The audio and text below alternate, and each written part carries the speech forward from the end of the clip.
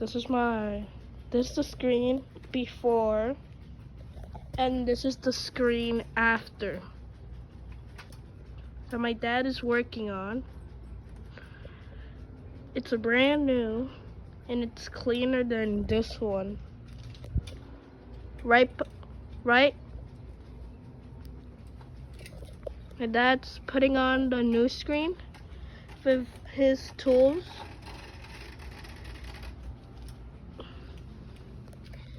He cuts the extra part of the screen so it doesn't disturb, so it doesn't just stay there. And yeah. All right, good for now.